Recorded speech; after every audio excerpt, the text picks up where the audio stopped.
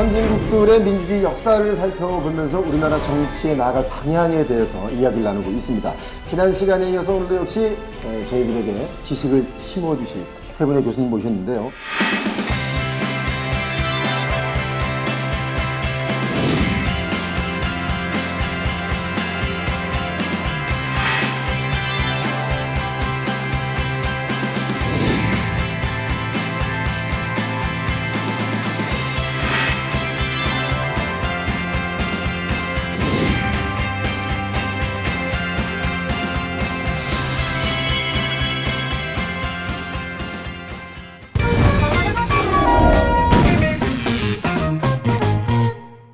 어쩔 수 없이 다른 나라의 근현대사를 짚어봐야 되지 않나, 우리나라 정치를 얘기하려면 그런 생각이 듭니다. 정치 전문가분들은 좀 힘드시겠어요. 왜냐면 정치 알아야죠, 역사 알아야죠. 그러니까 전문가 두 가지 다 전문가여야 되는데 교수님 힘들진 않으세요? 힘들지만 이런 거 안 하죠. 별로 안 힘든 게 이 정치 따로 역사 따로가 아니거든요. 우리가 세계 역사를 보기 나름이에요. 미술사로도 볼 수 있지만 민주주의 역사로도 볼 수 있으면 민주주의가 어떻게 변화했는가 보면 정치도 보고 역사도 보는 겁니다. 근데 여기서 중요한 것은 역사를 우리가 꼭 과거로 되돌아 가보는 것은, 특히 또 다른 나라를 보는 것은 우리가 배울 것도 있고요. 그 나라 민주주의를 보다 보면 그 나라 사람들이 살고 있는 모습을 정확하게 볼 수가 있어요.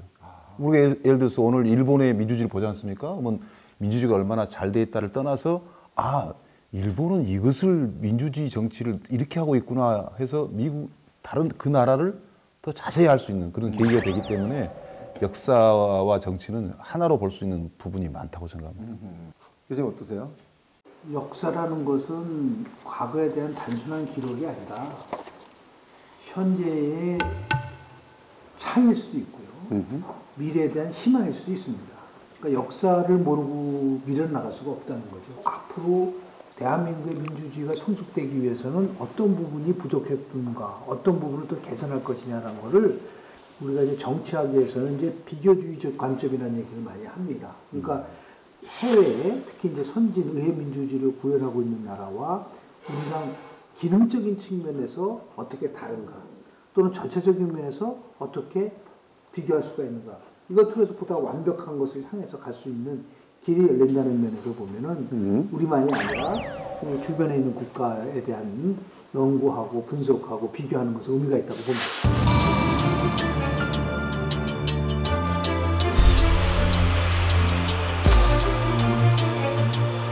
중세에서 근대가 아닌 바로 그냥 뛰어넘어서 현대 분위기로 오는 그런 나라가 돼버렸다.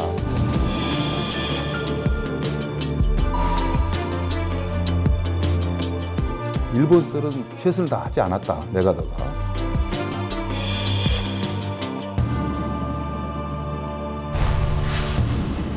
일본의 재벌과 자민당과 관료가 유착한 거예요. 이것이 결국은 일본의 정치 발전을 가로막고 있는 것이고,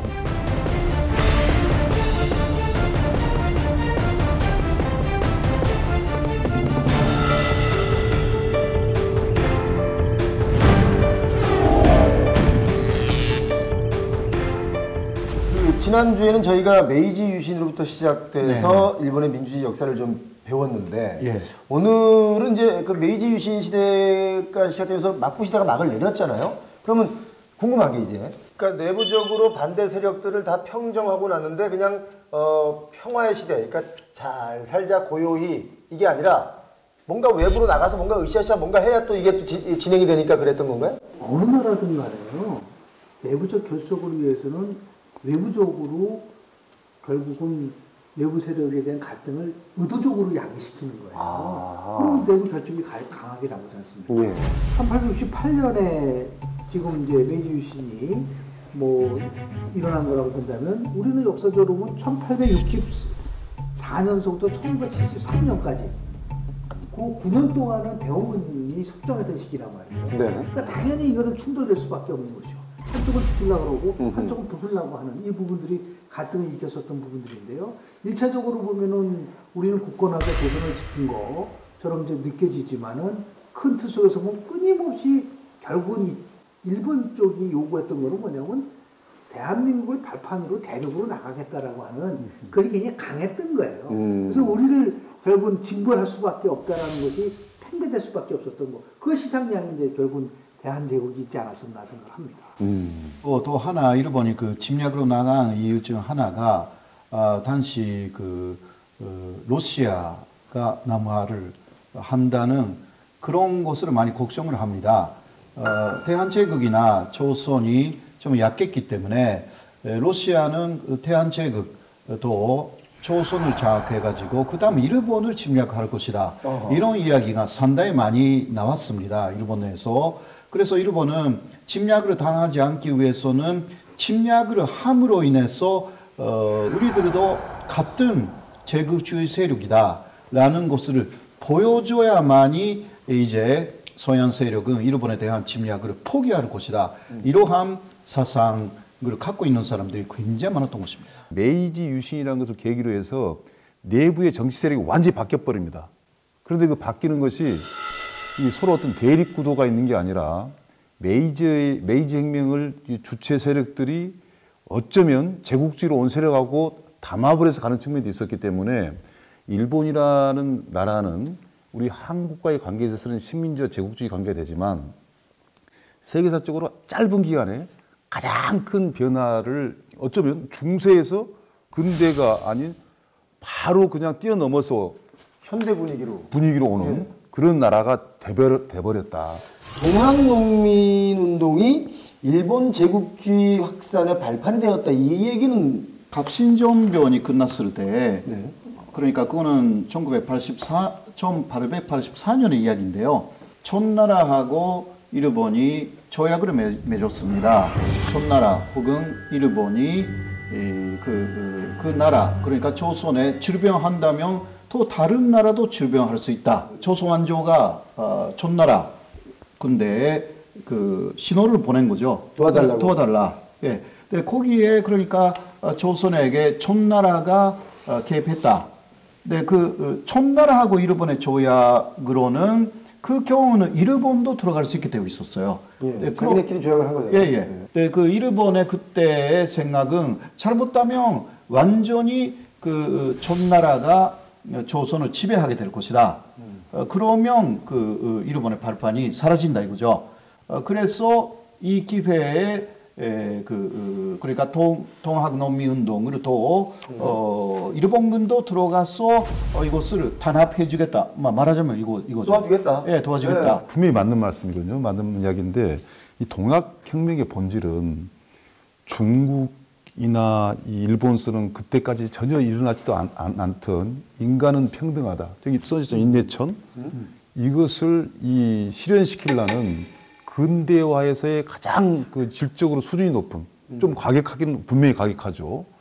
농민들 중심으로 일어났던 그런 어떤 근대화의 큰 흐름이었거든요. 이것은 일본을 대상으로 한 게 아니라 우리의 그 구체제, 구한말 체제라는 것은 대한민국에서는 이제는 종식이 되고 정말 민주적인 그런 그 국가로 가야 된다라는 운동으로 우리가 보고 있거든요. 그런데 이것이 그렇다면 역으로 이야기하면 우리가 냉정히 말하면 그 당시 우리 그 고종 황제 입장에서는 야 이거 나를 향한 거다라는 것도 사실 있었잖아요.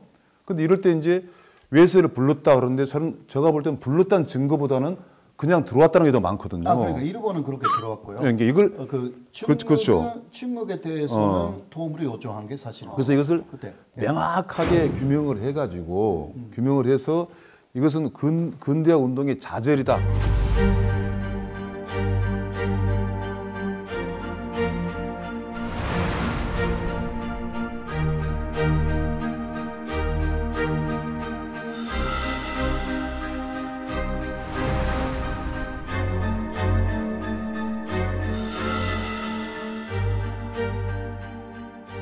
저는 그 일본에서 청일전쟁 승리하고 러일전쟁 승리하고 또 세계 제2차 대전 막 저지르고 그러면 일본에서 징병하고 하면 일본 내에서는 반대하지 않았나요?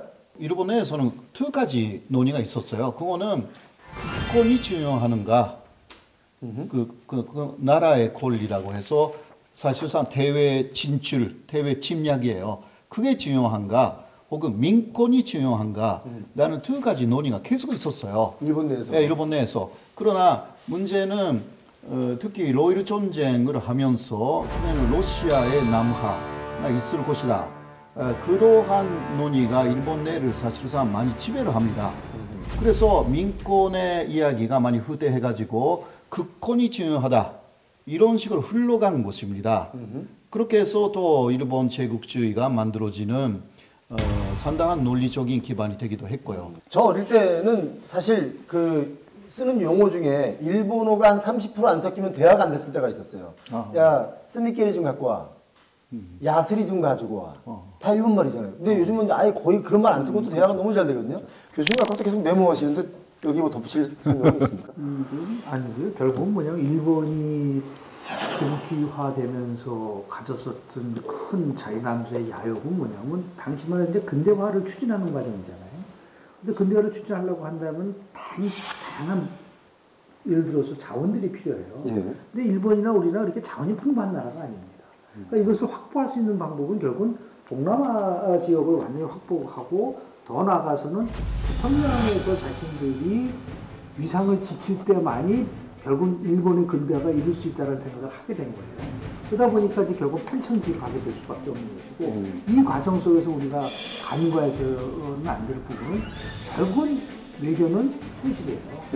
그러니까 일본하고 미국하고 영국이 보이지 않게 서로 자신들의 이해관계에 의해서 나눠 가진 거예요. 아하. 또 하나는 뭐 최근에 보면은 뭐 특정한 방송 얘기는 그렇지만 그 TVN에서 방영했었던 미스터 선샤인이라고 하는 이 드라마를 보면은 예. 두 가지 큰 함의가 있었어요. 하나는 뭐냐면 결국은 국가가 힘이 없으면은 우리 백성들이 피해를 본다는 거. 그렇지 않습니까?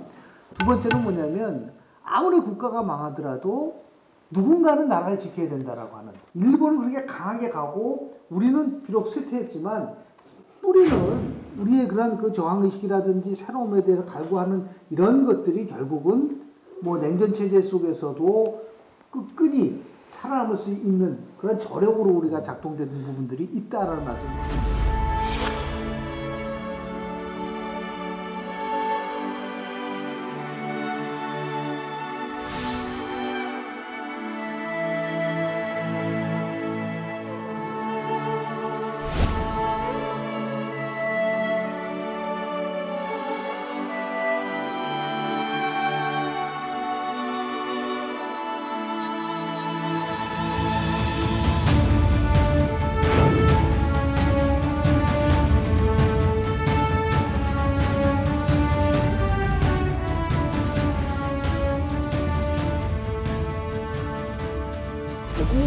드라마도 보세요? 저는 그 TVN에 예.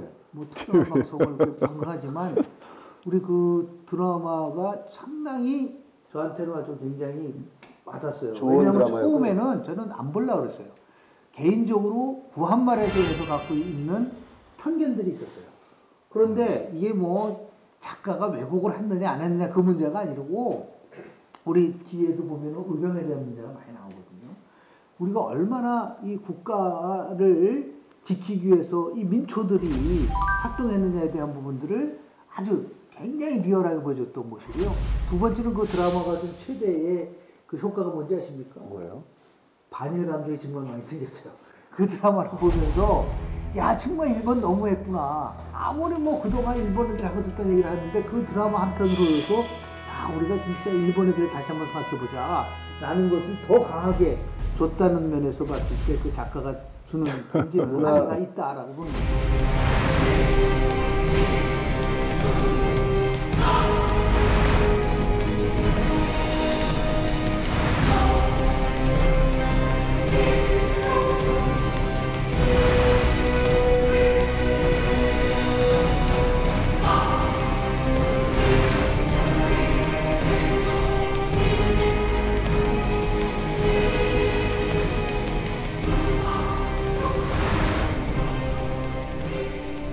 저는 그 또 일본의 경우가 우리가 이제 우리는 6.25 전쟁을 겪어봤기 때문에 좀 알지만 전후에 사실 그 경제 상황이 참 엉망진창이지 않습니까? 너무 어려운데 일본에는 심지어 원자폭탄까지 떨어졌어요. 네네. 그리고 또 막대한 그 뭐 전쟁 배상금도 좀 치렀고. 근데 어떻게 그 경제 대국이 됐는지가 좀 전쟁 배상금은 지불하지 않았습니다. 없습니까? 왜냐하면 샌프란시스코 조약에서 연합국은 미국을 중심으로 일본의 배상을 요구하지 않는다. 이렇게 갔기 때문에 네, 그거는 뭐 52년 이후의 이야기고요. 6.25가 있었기 때문에 오히려 일본은 6.25 특수로 굉장히 그것이 일본의 경제 부흥의 시작이 된 것입니다. 군수, 물자 대부분을 한반도에 보냅니다. 옆에 있었기 때문에. 모든 산업은 분산 복합체였었어요. 그래서 패망을 했지만은 그 기반은 그대로 유지를 하고 있었단 말이에요. 근데 실질적으로 보면은 더 이상 이 부분 속에 특히 이제 강조했던 거는 뭐냐면 우리가 말하는 이제 미쓰비시를 포함해서 이 대기업들에 대한 부분들을 굉장히 미국에서 제압을 하려는 거가 있었는데 6.25가 터져버린 거예요. 예. 그 모든 물자는 결국 일본에서 만들 수밖에 없었던 거잖아요. 그러니까 빠르게 전환할 수 있었던 거예요. 냉전이 사실 시작됐기 때문에 이제 일본의 민주화를 좀 멈췄어요. 멈춰가지고 일본에서 말하는 이게 민주화 역행이라는 그러한 역사가 시작됩니다. 바로 A급 전범 혐의자 그 240년 정도 있었는데 굉장히 많이 석방합니다. 왜냐하면 약간 강한 일본으로 다시 부활시켜야만이 이게 공산주의 특히 당시 동북아의 그 소련 그리고 중곤도 그렇죠. 네. 그리고 또 특히 6.25가 일어났기 때문에 북한이라는 존재 이것이 굉장한 증력을 미국한테 준 거죠. 그렇기 때문에 정확하게 6.25를 기점으로 해서 일본의 그러한 과거 군국주의자를 또 석방하기 시작합니다. 그래서 독일처럼 일본을 완벽하게 뭐라 할까 단죄하지 못했던 부분이 좀 있습니다. 미국이 미군정이 한국에서는 성의껏 한 편이었는데 일본서는 최선을 다하지 않았다. 메가더가. 저는 메가더 사령관이 정치에 욕심이 좀 많았다고 저는 생각합니다. 첫째는 뭐냐면 민주주의를 확실히 심어줘야 되거든요. 꼭 그 당시 천황을 전범 처리 안 해도 좋습니다. 정말 제대로 된 민주주의를 해서 영구히 일본은 평화와 민주주의를 사랑하는 인권을 존중하는 나라로 만들어놨어야 돼요. 또 하나는 이제 일본에 대해서 이제 미국은 소위 말해서 이제 이 대동아 공영권이라든가 또는 진주만 폭격을 했던 것 같은 군사력만 꺾어놓으면 된다라고 생각을 한 거예요.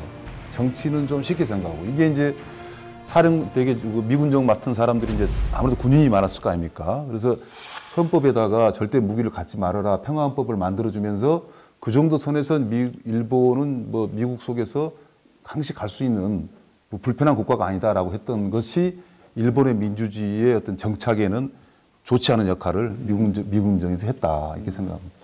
일본을 점령한 그 연합국 그리고 연합국의 대표는 물론 메가도였죠. 처음은 이러한 것을 적용하는 것을 검토합니다. 그리고 야스쿠니 신사를 소각하고 그 일본 체벌을 해제하고 근데 그런 식으로 하려고 생각을 했더니 메가도가 잘못하면 이러한 신이다. 그 히로히토 당시 이러한 이름인데 히로히토를 적용할 경우에는 다시 한번 일어서서 연합군하고 싸울 것이 아닌가라는 그 좀 필요 없는 걱정을 좀 했습니다. 그래서 오히려 이러한 것을 통해서 일본 국민을 통치하는 것이 낫다라고 생각해서 일본에 대해서 생각하고 있었던 미군정을 오히려 한반도에 돌리고 그 일본에 대해서는 그 일왕 그리고 일본 정부를 그대로 사용하면서 물론 자신은 가장 위에 군림하면서 하는 것이 오히려 태가가 적은 것이 아닌가 그런 식으로 생각을 한 거죠. 여기 이 부분에서는 우리가 좀 심각하게 봐야 될 부분이 몇 군데 있는데요. 일본은 패망을 했고 같은 날 그 이루어진단 말입니다. 그러면서 미 군정이 실시가 되는데 총 대장은 일본에 있었어요. 그게 이제 메가더입니다. 그래서 메가더 입장에서도 이 나라를 어떤 국가로 만들까? 물론 민주국가겠죠. 그래서 이제 헌법을 뭘로 만들지 고민했었고 일본에서 그러면 일본 내부에서 일본을 어떻게 근대화시키고 민주헌법을 만들 것이냐고 했을 때 그 당시 전문가가 동경제대에 있던 사람들이에요. 근데 그 헌법학과 교수들은, 저도 헌법학을 하고 있습니다만은 독일과 영국 내각제를 가르치고 있었어요. 특히 독일 거. 그래서 민주주의는 그 내각제를 하는 게 맞겠구나라고 생각한 거예요. 그래서 이제 그런 제도를 만들 때 일본인한테 맡긴 거예요. 즉 미국에 대한 일본에 대해서 미군정을 하는 데 있어서 치밀하지 못했고 일본인한테 많이 맡긴 게 있었다. 그게 있다 보니까 내각제를 만들었는데 항상 무늬만 내각제고 민주주의 전통하고 관계가 없었다.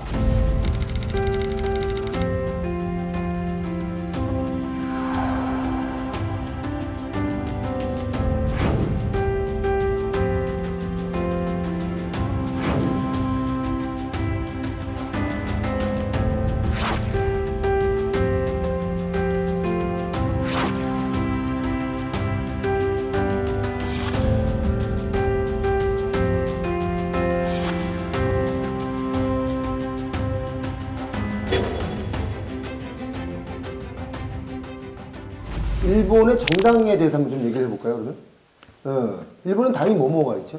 자민당, 네. 그리고 민진당이라는 게 있고요. 혼산당도 있고 기타 소수 정당이 굉장히 많습니다. 현재 일본의 정당이 10개 정도 있는 거 아닌가 그렇게 생각해요. 또 전후 이후에 이제 다당 체제가 유지가 됐었는데요. 자유당과 민주당이라는 거는 보수 정당이 있었고 사회당이 1949년도에 결국은 선거에서 승리를 해요. 그러다 보니까 이 보수층들이 야 이거 안 되겠다 해서 자유당과 민주당이 1955년도에 만든 당이 바로 자민당입니다. 그래서 그 자민당이 1955년도에 만들어져서 아니 굉장히 오랫동안 지속이 됐었던 이유는 뭐냐면 일본의 선거제도와 굉장히 밀접하게 관련이 있어요. 어떻게 그 당시는 일본은 중선구제인데 중대선구제인데 한 선거에서 2인 내지 6인을 뽑아요. 한 선거구에서요? 한 선거구에서. 지금은 바뀌었죠. 95년에 선거법으로 바꿔버렸는데 그 당시만 해도 중선구제가 돼 있다 보니까 이 정당 내에서 한 정당 내에서 2명, 3명을 내보내는 거예요.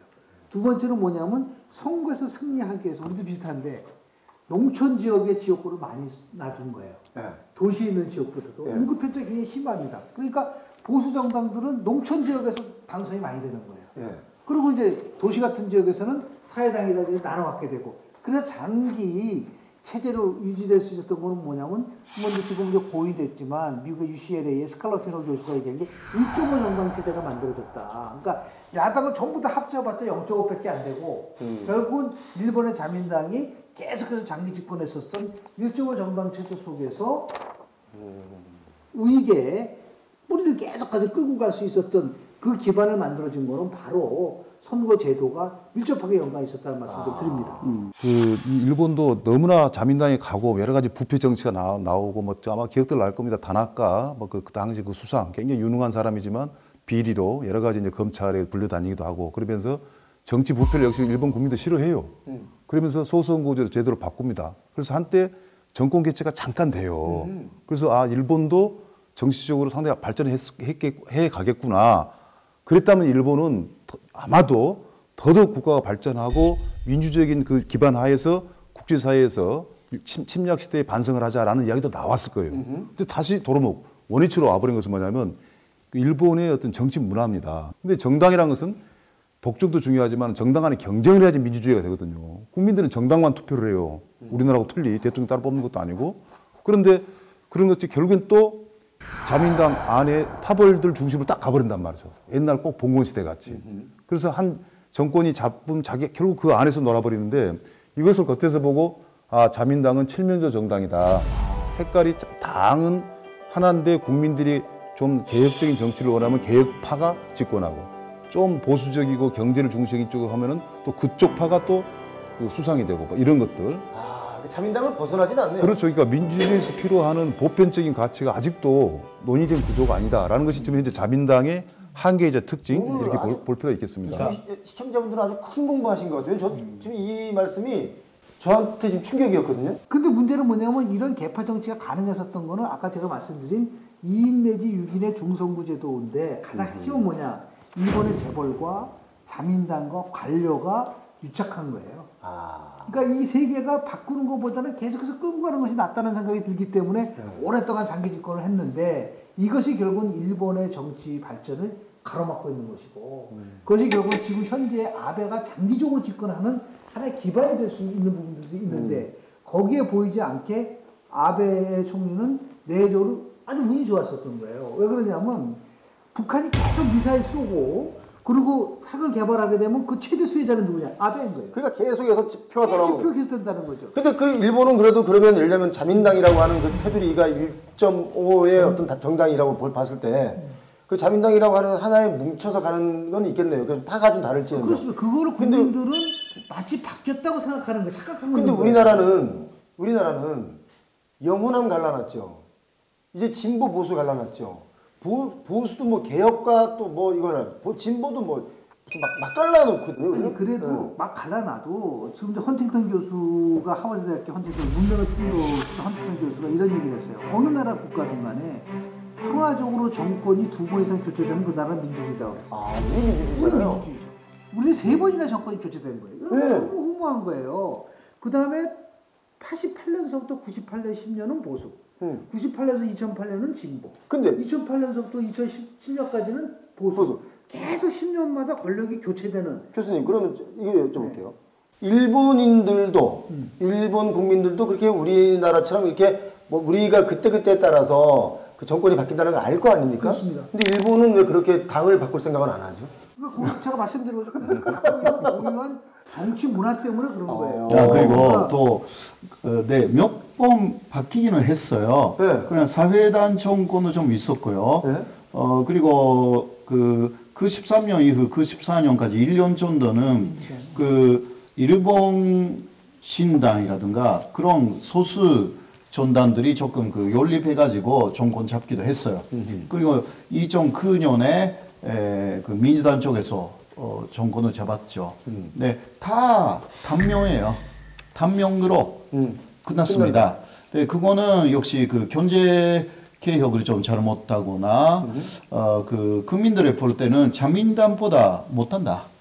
그런 게 많이 있었어요. 예, 예. 우리가 이제 아베 총리나 자민당에 대한 얘기는 다음 시간에 좀 더 그렇죠, 이렇게 다루기로 하고 오늘 이거 하나 질문해 볼게요. 그 민주주의를 일찍 도입한 일본에 대해서 우리가 배워야 할 점이라고 할까요? 뭐 아니면 또 배우지 말아야 될 게 있다면 배우지 말아야 되는 게 많아요. 정리 간단하게 해주시죠. 딱 냉정하게 이야기를 하면 뭐 우리가 자꾸 비교를 하게 되지만 이 동아시아권이 이 소위 말해서 민주주의라는 어떤 보편적인 잣대로 봤을 때는 좀 문제 있는 지역들이 많습니다. 중국 그렇죠. 북한 그렇죠. 일본도 똑같은 비슷한 수준이에요. 오히려 어쩌면 우리만이 우리가 분열이라든가 뭐 너무 갈등이 많다고 하지만은 복수 정당이 서로 치열하게 대결 구도를 하면서 국민들이 선택하는 유일한 국가예요. 이 동북아시아에서. 그러네요, 진짜 가만히 보니까. 더 나아가서 동아시아에서 그럴 겁니다. 예. 그렇기 때문에 일본의 정치 체제를 볼 때는 장점도 있겠지만은 이 정치적인 이 측면에서는 많은 한계를 가지고 있다라는 것이고 그러한 것을 바꿔가기 위해서는 여러 가지 일본 입장에서도 제도적인 노력을 많이 하지만 일본 국민들도 노력을 해야 된다는 것. 저는 일본이 한때 아까 야당이 약간 집권할 때 있었거든요. 정권 교체가 됐을 때. 그때 우리 한일 관계에 있어서 역사에 대한 반성의 단어가 굉장히 수준이 높아졌어요. 그러면 그렇게 갔으면 얼마나 일본이라는 나라가 우리하고 얼마나 가까워졌겠습니까? 그런 측면에서는 일본이라는 나라가 많은 부분 훌륭한 부분도 있지만 이 정치적, 민주적 한계 때문에 한일 관계는 항상 이렇게 안 좋은 측면이 남아있다. 뭐 이렇게 이해를 정리를 했으면 좋겠습니다. 오늘 일본의 정치 이야기를 하면서 아주 잘 몰랐던 사실도 좀 알게 돼서 좀 명쾌하게 저처럼 잘 모르는 사람들의 경우는 지금 교수님들 설명을 들었으면 아 일본이 그랬구나 이랬구나라는 걸 좀 많이 배웠던 시간인 것 같습니다. 다음 시간 더 알찬 내용 가지고 찾아오겠습니다.